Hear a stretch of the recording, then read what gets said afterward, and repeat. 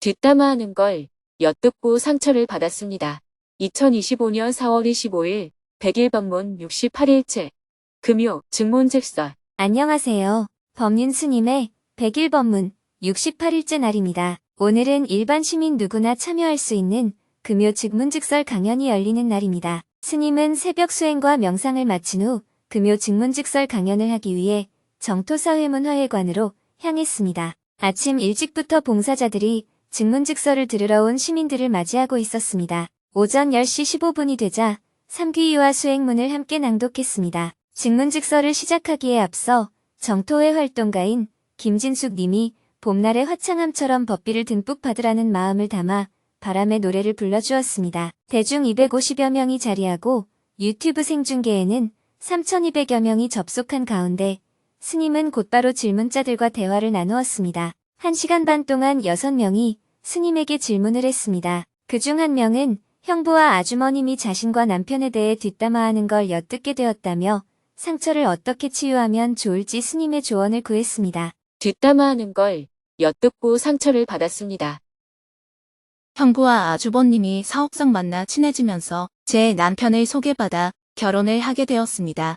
그런데 두 분이 사업을 하다 보니 전화 통화를 자주 하시면서 저희 부부를 가십거리 삼아 뒷담화를 하는 걸 엿듣게 되었습니다. 그래서 왜 그런 말을 했느냐고 따졌더니 아니라고 발뺌부터 했습니다.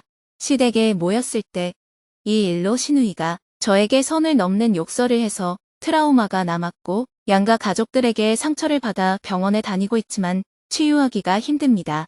앞으로 어떻게 극복해야 할까요? 병원에 다니면서 치료할 수밖에 없어요. 그들이 문제가 아니고 질문자가 정신적으로 약해서 생긴 문제이기 때문입니다. 세상 사람들은 누구나 다 뒷담화를 합니다. 내가 보는 앞에서 욕하는 게 나을까요? 그래도 내가 안 보는 데서 욕하는 게 나을까요? 내가 안 보는 데서 욕하는 게 낫죠. 욕을 하지 않는 게 제일 좋지만 욕을 할 수밖에 없다면 내가 보지 않는 데서 하는 게 낫습니다. 상대가 질문자를 굉장히 고려하기 때문에 질문자가 보지 않는 데서 욕을 하는 거예요. 세상 사람들은 대통령도 욕하고 대통령이 될 사람에 대해서도 욕하고 부처님도 욕합니다. 이런 세상에서 사람들이 내 욕만 안 하기를 바란다는 것은 현실적이지 않습니다. 감정이 매우 격하면 보는 앞에서도 욕하지만 보통은 뒤에서 욕합니다. 이렇게 뒤에서 욕하는 문화는 5,000년도 넘었어요. 인류의 역사가 시작되고부터 있어온 일입니다. 없앨 수 있는 방법이 없어요. 나를 배려해서 뒤에서 욕해주니 고맙다. 이렇게 좋게 생각해야 합니다.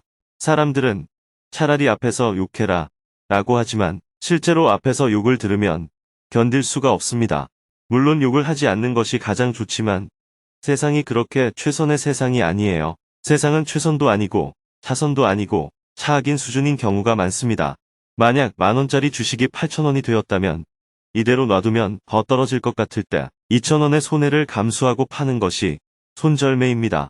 손해를 덜 보는 쪽을 선택하는 거예요. 최악을 피하기 위해서 차악을 선택하는 것이 현실적인 대응이라고 할 수 있습니다. 질문자도 마찬가지입니다.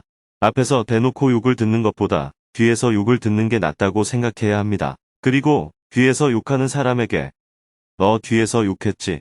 물어봐도 그렇다고 답하는 사람은 없습니다. 인정할 사람이었다면 애초에 앞에서 대놓고 욕을 했을 겁니다. 이것이 인간의 자연스러운 심리입니다. 그러니 뒤에서 욕한 것은 굳이 확인하려 들 필요가 없어요. 뒤에서 욕한 것만 해도 고맙다고 생각하고 넘어가야 합니다. 차악을 선택하지 않고 기권하는 방법도 있습니다. 가족 관계를 끊어버리면 됩니다. 그런데 질문자는 그 관계를 통해 소개를 받아서 결혼을 했고 지금도 그 관계의 언저리에서 일을 함께하고 있는 것 같습니다. 결국 스스로 그 관계를 끊을 형편이 안 되면서 그 사람들을 탓하고 있는 거예요. 마치 관계를 끊을 수 있는 위치에 있는 것처럼 착각하고 있는 겁니다. 그래서 병원 치료를 더 받는 것이 필요하다고 말하는 겁니다. 만약 그래도 문제가 반복된다면 그때는 관계를 끊으면 됩니다. 만나지는 못하고 있는데 가족이라서 많이 힘들어요. 그런 말을 할 필요가 없어요. 가족이라는 게 무슨 가죽끈으로 묶어 놓았나요? 그런 말을 하는 건 가족을 만나는 것이 아직은 이익이라고 생각하는 것입니다. 가족을 만나서 얻는 이익이 있다면 욕을 좀 얻어먹는 손실은 감수해야 해요. 가족을 만나는 이익이 1000이고 욕을 얻어먹는 손해가 500이면 결국 만나게 됩니다. 여러분들이 싫으면서도 시댁에 가는 이유가 뭘까요? 이익이 있기 때문입니다. 남편 욕을 하면서도 같이 사는 이유가 뭘까요? 플러스와 마이너스를 따져보면 아직은 같이 사는 게 이익이기 때문입니다. 그래서 여러분이 이혼하겠다고 해도 말을 들어보면 아직 함께 사는 이유가 있구나 이런 생각이 들기 때문입니다. 만약 손실이 훨씬 컸다면 저에게 물어보지 않고 스스로 이혼을 결정했을 겁니다. 저에게 질문하러 왔다는 자체가 아직 함께 사는 이익이 크다는 얘기입니다. 그래서 그냥 살아라 하고 대답하는 겁니다. 그런데 여러분들은 결혼했으니까 이혼하지 말라는 건가 이렇게 착각을 합니다. 질문할 때는 남편의 나쁜 점만 이야기를 하니까 스님이 이혼하라고 대답할 것 같지만 그냥 살라고 하는 이유가 있습니다. 이야기를 잘 들어보면 어려운 가운데에서도 아직 살만한 이유가 있다고 호소하는 것을 알 수 있기 때문입니다. 사실은 스님이 그냥 살아라 하는 말을 해주기 원하는 거예요. 스님이 그렇게 말해주면 불만이 있어도 살아야겠다고 자기를 위로하며 살 수 있으니까요. 반대로 스님이 남편이 그렇게 나쁘면 헤어져라 하고 대답해도 못 헤어집니다. 제가 이걸 모를 것 같나요? 그래서 질문자의 고민은 큰 문제가 아니라는 것입니다. 뒤에서 욕하는 게 자꾸 신경 쓰인다는 것은 질문자가 정신적으로 약하다는 뜻입니다. 누가 욕을 하든 관계를 맺고 끊든 사실 중요한 문제가 아닙니다. 질문자는 현실을 살아갈 수 있는 마음이 안 되고 병들어 있는 상태라고 할 수 있습니다. 세상 사람들은 대부분 이상적이지 않은 것이 현실입니다. 이런 현실 속에서 대부분이 투덜투덜거리며 그냥 살아가는 겁니다. 그런데 질문자는 정신력이 약해서 그렇게 살 수준이 안 되는 거예요. 몸의 건강에 비유하면 면역력이 약한 것과 같습니다. 세균이 문제가 아니라 면역력이 약한 게 문제인 것입니다. 면역력을 높이려면 건강한 음식을 먹고 약도 먹어야 하는 것처럼 정신도 치료를 통해 튼튼하게 만들어야 합니다. 관점을 이렇게 가져보시면 좋겠습니다. 감사합니다. 잘 알았습니다. 계속해서 질문들이 이어졌습니다. 법륜 스님이 생각하는 바람직한 남북관계와 통일운동은 무엇인지 궁금합니다. 처음에는 큰 꿈을 꾸고 도전을 하다가 얼마 지나지 않아 쉽게 그만두게 됩니다. 부처님이 말씀하신 육화합과 7가지 나라가 망하지 않는 방법이 무엇인가요? 한국에 거주한 지 8년 된 중국 동포입니다. 한국이든 중국이든 어디에도 속해 있지 않는 정체성의 혼란을 어떻게 극복하면 좋을까요? 질문을 하고 싶어서 손을 든 분들이 더 많았지만 마칠 시간이 되었습니다. 아쉽지만 12시가 되자 강연을 마쳤습니다. 스님은 대중과 함께 지하 1층 공양간에서 점심 식사를 한 후 오후에는 평화재단을 찾아온 손님들과 미팅을 했습니다. 천도교에서 염상철 선도사님이 동학 천도교 유적지를 기행한 이야기를 동학만이라는 책으로 출판하여 스님을 출판기념회에 초청하고 싶다며 찾아왔습니다. 한국종교연대의 공동대표를 맡고 있는 원불교 김대선 교무님도 함께 자리했습니다. 작년에 최재우 대신사님의 탄신 200주년이었는데 내년에는 해월 최시영 신사의 탄신 200주년입니다. 그 사이에 제가 두 스승님의 발자취를 따라가는 책을 냈습니다. 그래서 스님을 찾아뵙고 책을 선물로 드리려고 왔습니다. 감사합니다. 책을 만드시느라 정말 수고를 하셨네요. 다음 주 부처님 오신 날에 다시 만나기로 하고 함께 기념사진을 찍었습니다. 오후에는 사무실에서 업무를 보고 해가 저문 후 지하 대강당으로 향했습니다. 저녁에도 금요 증문즉설 강연을 이어나갔습니다. 많은 시민들이 직장에서 퇴근을 하고 증문즉설을 듣기 위해 정토사회문화회관을 찾았습니다. 시민들은 현장 접수를 하거나 질문 신청을 한 후 가벼운 발걸음으로 지하 대강당으로 이동했습니다. 유튜브에 5,200여 명이 접속하고 현장에서 170여 명이 자리했습니다. 길벗에서 활동하고 있는 싱어송라이터 수풀님의 공연으로 금요 증문즉설 강연을 시작했습니다. 예전에 법륜 스님께서 자신의 마음속에 있는 이야기를 꺼내놓을 수 있는 사람이라면 어떤 힘든 상황에서도 죽지는 않는다는 말씀을 해주셨어요. 이 노래가 그런 노래인 것 같아요. 여러분도 마음속 이야기를 꺼내놓으면서 가벼운 봄날을 보내셨으면 좋겠습니다. 수풀님은 마음속 상처와 아픔을 빛이 모여드는 곳에 드러낸다는 가사에 빛이 모여드는 곳에와 코스모스 꽃잎 두 곡을 들려주어 큰 박수를 받았습니다. 이어서 삼귀이와 수행문을 낭독하고 나서 스님이 무대에 올랐습니다. 1시간 반 동안 7명이 손을 들고 스님과 대화를 나누었습니다. 그중 한 명은 책을 읽다가 책의 내용이 부처님의 가르침과 어긋나는 생각이 들어 시비하는 마음이 일어났다며 어떤 관점을 갖고 책을 읽어야 하는지 스님에게 조언을 구했습니다. 책의 내용이 부처님의 가르침과 다를 때 시비심이 확 올라옵니다. 저는 요즘 마이클 싱어의 상처받지 않는 영혼이라는 책을 읽고 있습니다. 그 책에서 작가는 아트만 참된 나, 이런 실체가 있다고 하면서 절대 불변하지 않는 관찰자에 집중해야 알아차림에 이를 수 있다고 말합니다.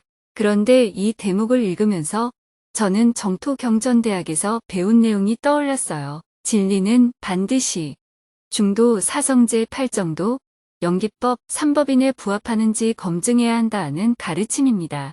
그래서 아트만이라는 개념은 부처님이 말씀하신 무아와 어긋나는 게 아닌가 하는 생각이 들었고 이 책을 시비하는 마음이 확 올라왔습니다. 제가 법지배에 사로잡힌 것일까요?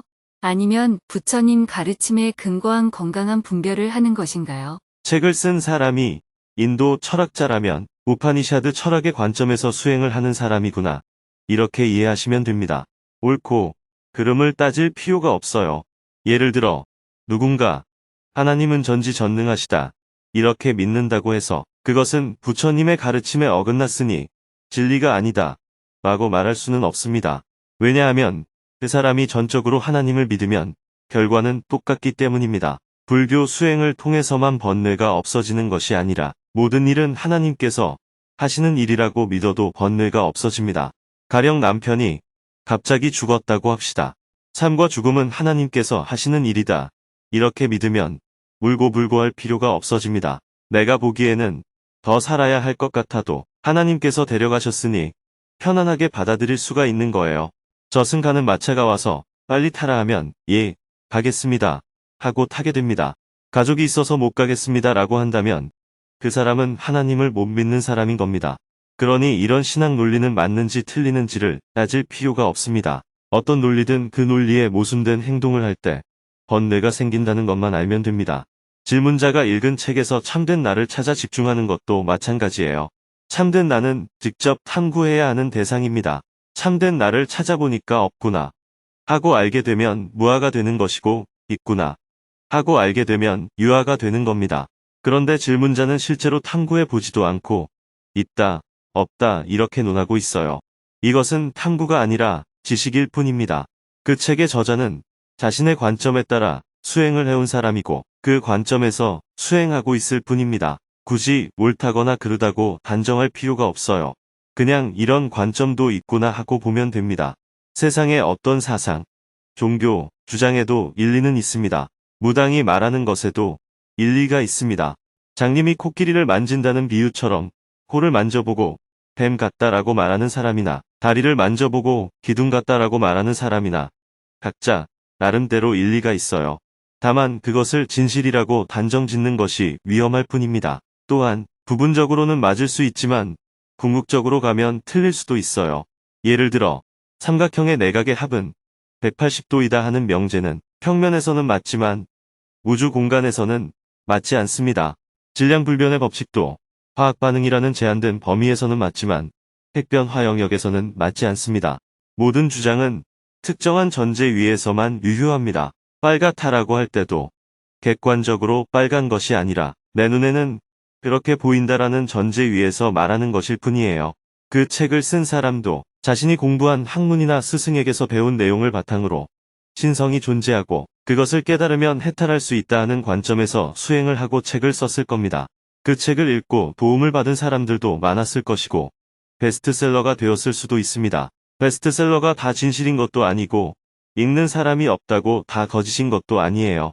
역사적으로 보면 당시에는 술 한 잔 값보다도 못했던 그림이 수백 년이 지나 명작이 되기도 하고 반대로 엄청난 인기를 끌던 작품이 나중에는 휴지 조각이 되기도 합니다. 그래서 책을 읽을 때는 이 사람은 이런 관점에서 세상을 보고 있구나. 이렇게 가볍게 받아들이는 것이 좋습니다. 질문자도 경전대학을 공부했다면 부처님의 가르침이라는 울타리 안에 있는 것입니다.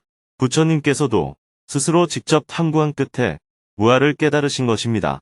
당시 인도에서는 이런 철학적 전제가 있었습니다. 신성은 영원하고 깨끗하고 즐거움만 있다. 그 신성의 일부가 인간 안에 있다. 그것이 아트만이다.